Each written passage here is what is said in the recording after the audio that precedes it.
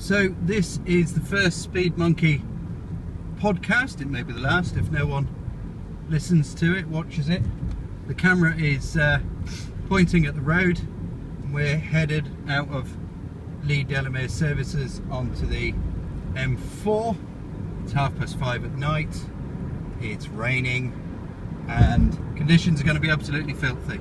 So I thought I'd point the camera at the road and we can take a look at some of the terrible driving that's going on the M4, because there was before I pulled onto the Lee Delamere services. Lee Delamere is down in Wiltshire, I think. It's just after Bristol, and headed home to West Berkshire.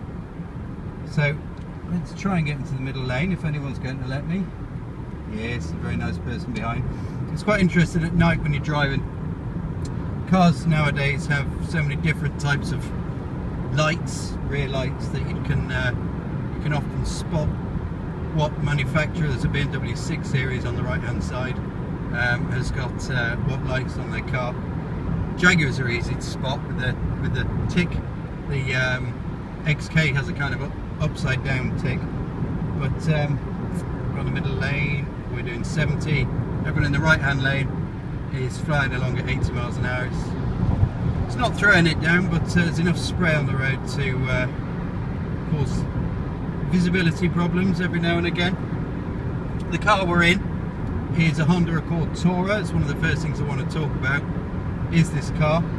It's not exactly a car for petrol heads, but what surprised me was that a friend got in the car today and he said, this is the kind of car that I want to buy. You know, I've looked at these, I like the look of it, and quite fancy one of these, which took me back a bit, because everyone I've spoken to on the website, on Speedmonkey, on Twitter, on Facebook, nobody's interested in a Honda Accord Tourer at all.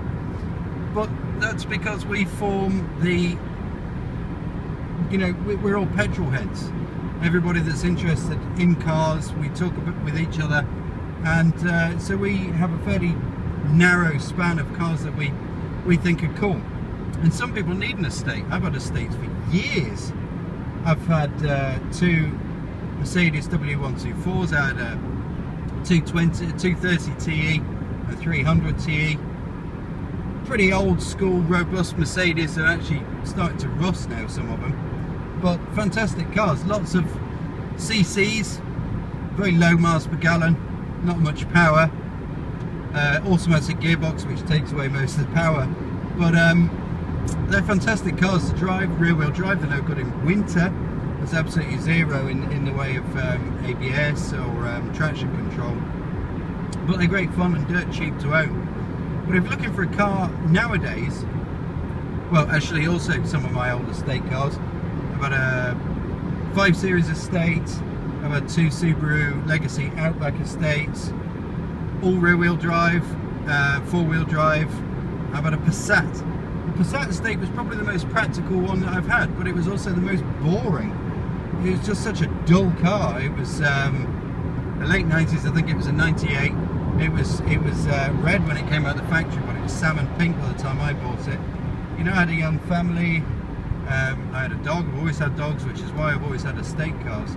I think if you've got kids but no pets, no dogs, then you can get away with a saloon, a small hatchback. But there's a lot of people out there need an estate. There's a lot of people out there aren't petrol heads. So the Honda Accord Tourer that I'm in now is ideal. It's got an automatic gearbox, it's got a 2.2 litre diesel engine that he's been running 35-40 miles per gallon on the motorway. It'll do 30 miles per gallon running around the house, doing the school run and things like that. It's got automatic rain sensing wipers, it's got automatic headlights. It's just really easy to use. The big frustration about this car is that it doesn't have digital radio and it doesn't have Bluetooth, so you can't connect your phone. Which is one of the reasons why I'm recording this right now, because there's nothing better to do, because you can tune into FM radio, which is all easy listening, or Women's Hour, and there's sod all else really on FM. Bit of political conversation if you want, but I'm not particularly interested in that. I want some decent music playing when I'm driving. You know, this car has got cup holders, got loads of space, dash lights up at night, the sat nav's pretty useless, the spoken instructions are very quiet, you can turn it up, but it turns everything else off. So if you're halfway through a phone call, chatting away with someone, and it reduces the volume whilst the sat nav lady tells you that you've got to turn off the motorway in a mile. Bizarrely, it has Bluetooth integration for phone calls, but not for music. And I've come across other cars that do that. Jaguars do that as well. You can plug your iPhone cable into the auxiliary socket, but because this particular iPhone cable I brought with me today isn't an Apple iPhone cable, it knows that, and it won't connect the phone to the stereo. If I used a proper Apple cable, as I did the other day, which are 30 quid, and non-Apple iPhone cable is 5 quid. If you use a proper Apple cable, then it will work with the stereo, and you can play your own music. But yeah, it's a perfectly nice car. It's got loads of room in the back. It costs £31,000. The boot's quite big. It's not the biggest in class. It opens and closes the boot from the keyring, which is quite nice because it's pretty filthy at the moment.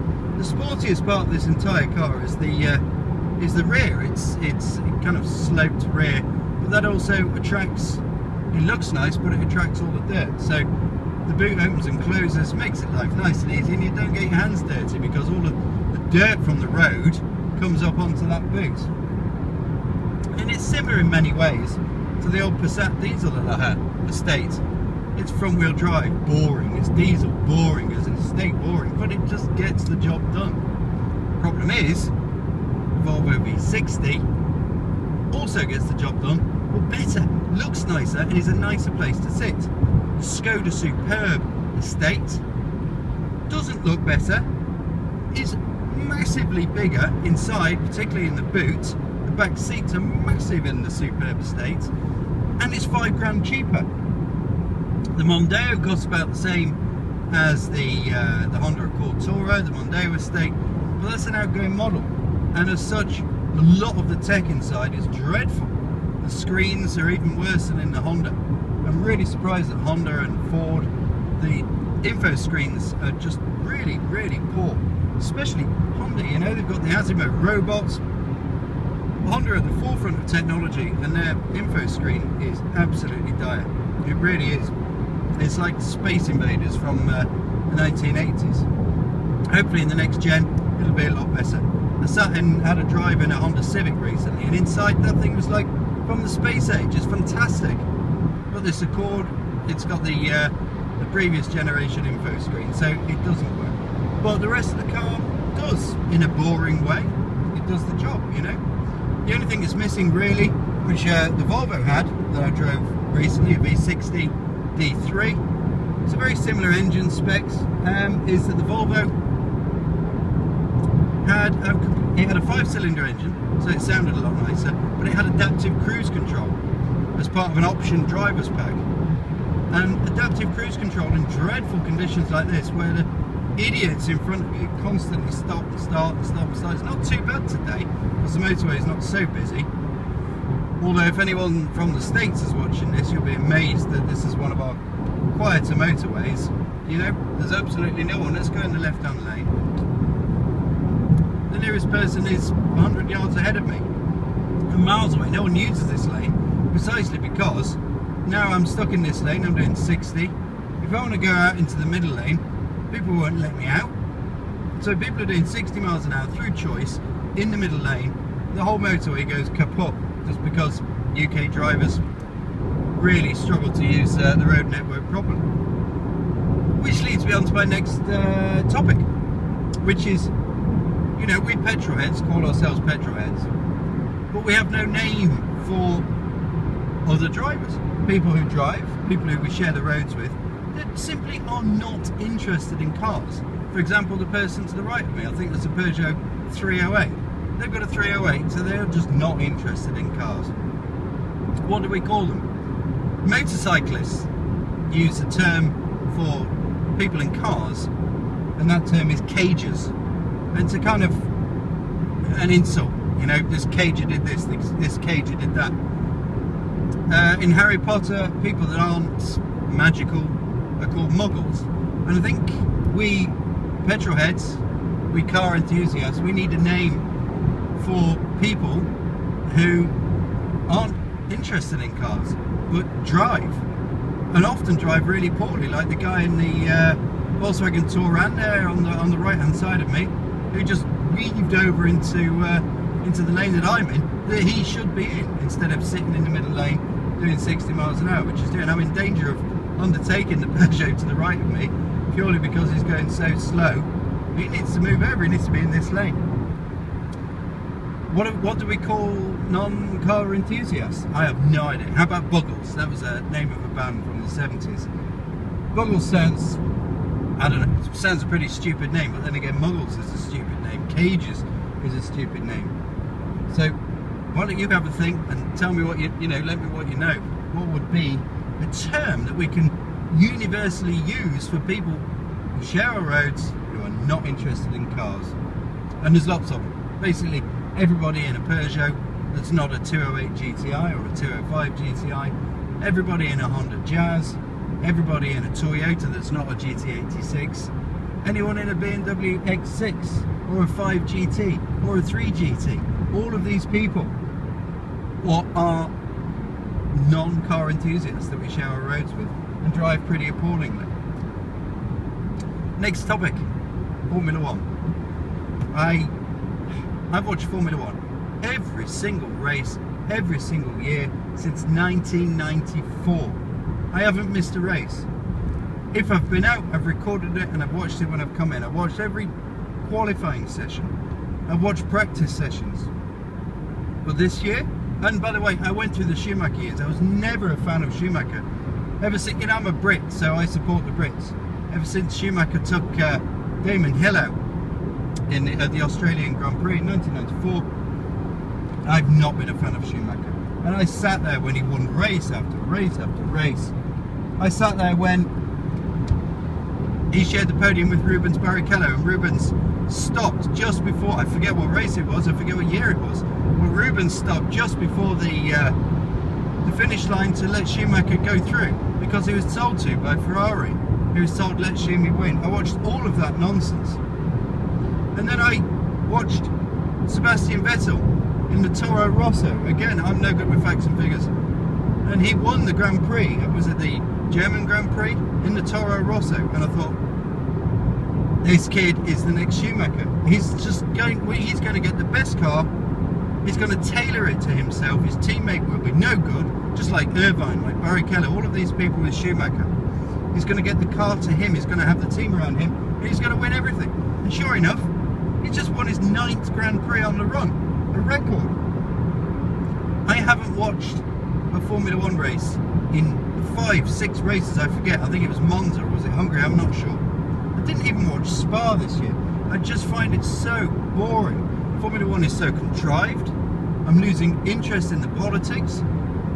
And Vettel's winning everything, and I'm just not a Vettel fan. The guy's, to me, he's got no personality. If I was German, I'd be loving it. But I'm not. I'm a fan of motor racing. You know, I watched World Rally Championship every rally until it just shot itself in the foot. I used to watch IndyCar until it shot itself in the foot. British touring cars had a pretty dismal few years, but they're coming back. So I'm starting to watch British touring car races. British superbikes at the moment. Here we go, 50 miles an hour because of some bloody speed roadworks somewhere that there's probably nobody at. So let's slow down to 50 and watch everyone zoom past us, and let's get in the slow lane 1. British Superbikes produces the best racing of any motorsport at the moment. Formula One does not produce racing. Never mind best or worst racing. Formula One doesn't produce racing. So I've not watched about 6 Grand Prix. I watched the American Grand Prix this weekend.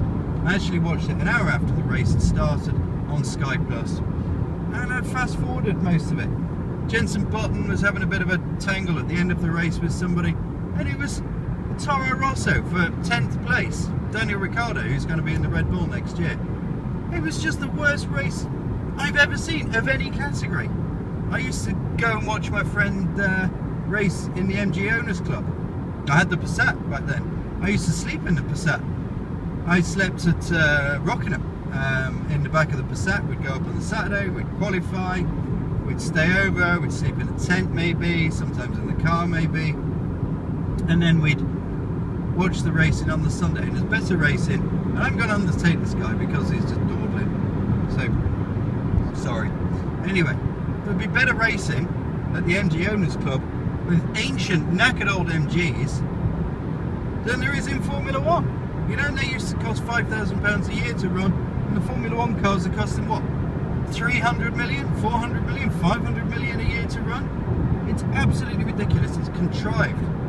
And coming back to it after not watching it for a while gave me a good opportunity to observe and think about all of the various driver aids, KERS, DRS, the tyre management. And I really couldn't give a monkey's.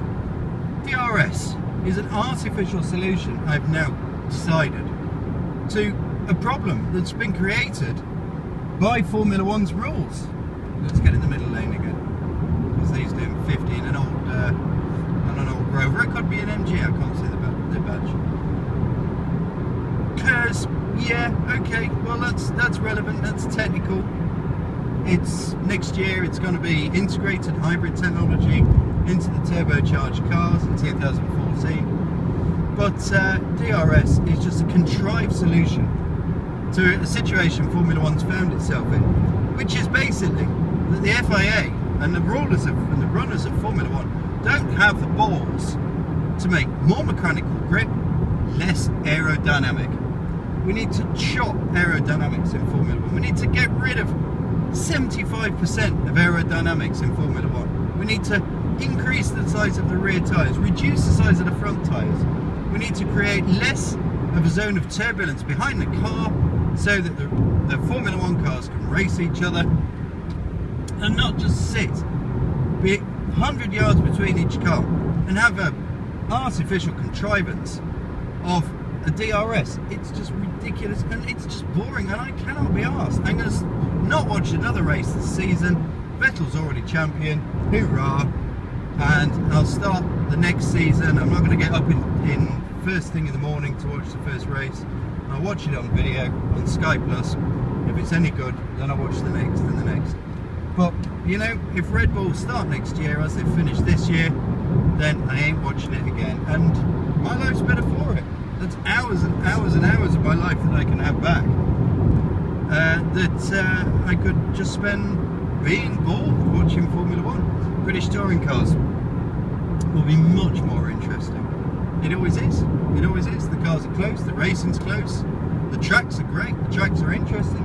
The tracks aren't all designed by Tilke, although Turkey was good, and they got rid of Turkey. Circuit of Americas looks quite good, but they can't race on it. Some of the Formula 1 circuits are just dire as well. Absolutely rubbish, and they're only there because they pay an absolute fortune to Bernie. And the whole thing is just a contrivance. It's just money, and you know, the only thing that we, the fans, the only interaction is you can win a factory tour, you can win this, win a cap, win a signed t-shirt, and Twitter's improved interaction between the drivers, the teams. Lotus get it, although they don't get their drivers at the moment.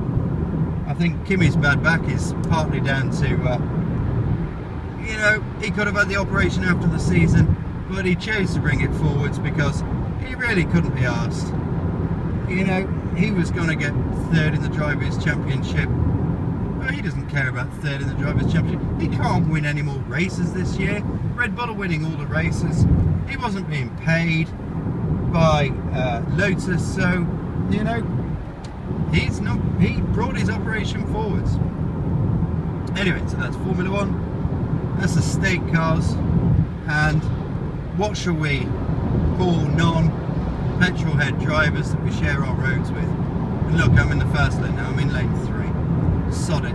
Going in and out of all of this traffic. Oh no, look, the middle lane, there's absolutely no one in it, so I'm going to go into it. But when I want to come back out into the lane 3 in the fast lane again, somebody is bound to be awkward and not let me out. But anyway, we've not actually seen too much bad driving whilst I've been recording this podcast. But I hope you enjoyed it. If you have any suggestions for the next one, if you want the next one, please let me know. Thank you. I'm Matt Hubbard, owner of Speedmonkey, and I'm on a wet and dark and fairly miserable M4, but that was better than listening to the radio for a while.